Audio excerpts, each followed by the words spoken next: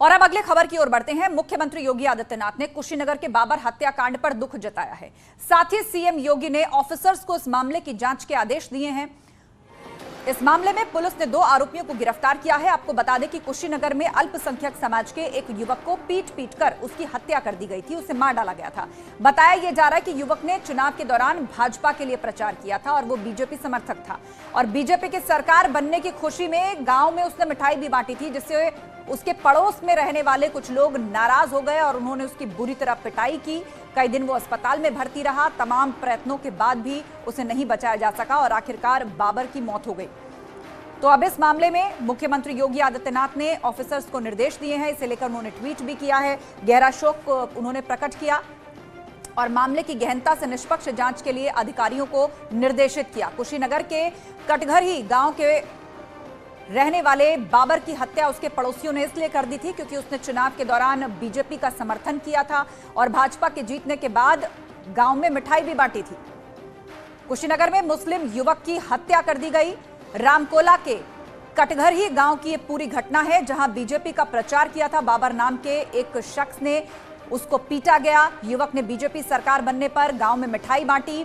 पट्टीदारों पर पिटाई करने का आरोप लगा है। अधमरा करके बाबर को छत से नीचे फेंक दिया गया, इस तरह का आरोप लगा है। जिला अस्पताल लखनऊ में जिसके बाद इसको भर्ती कराया गया था, लेकिन कल इलाज के दौरान बाबर की मौत हो गई थी। मौत के बाद परिजनों ने अंतिम संस्कार से इनकार कर दिया था, जिसके बाद सीएम योगी ने इस मामले के जांच के आदेश दे दिए हैं। बाबर की पत्नी ने इस आरोप पर क्या कुछ कहा और क्या गंभीर एलिगेशंस लगाए, ये भी आपको सुनवा देते हैं।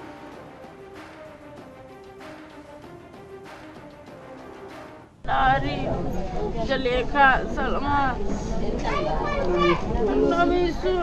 तौहीद, मुस्तकीम क्या कर रहे थे, किसके साथ?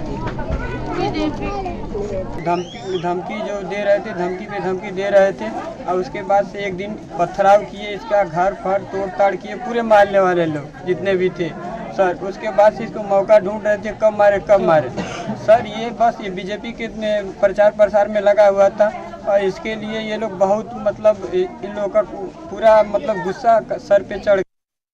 दिनांक 21/3/2022 को थाना रामकोला के अंतर्गत अभियोग संख्या 63/22 में एक अभियोग पंजीकृत किया गया था, जिसमें पीड़ित बाबर अली को गंभीर चोटें आई थी, जिसको लखनऊ रेफर किया गया था।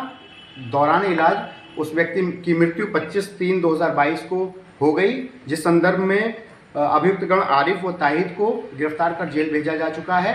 अन्य अभियुक्तगणों की गिरफ्तारी के पूरे प्रयास किए जा रहे हैं। दोनों ही वादी और प्रतिवादी दोनों ही पक्ष जो है एक ही समुदाय का है। हम उत्तर प्रदेश को कभी बंगाल नहीं बनने देंगे, जहां भाजपा कार्यकर्ताओं की दौड़ा कर हत्याएं होती हैं। समाजवादी के कार्यकर्ता जिन्होंने हत्या की वो समाजवादी पार्टी का कार्यकर्ता है, मैं उनकी बात करता हूँ।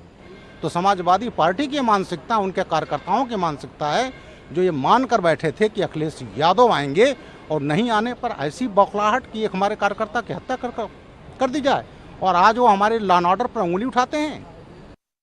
नहीं, बहुत दुखद और ये निर्मम हत्या है।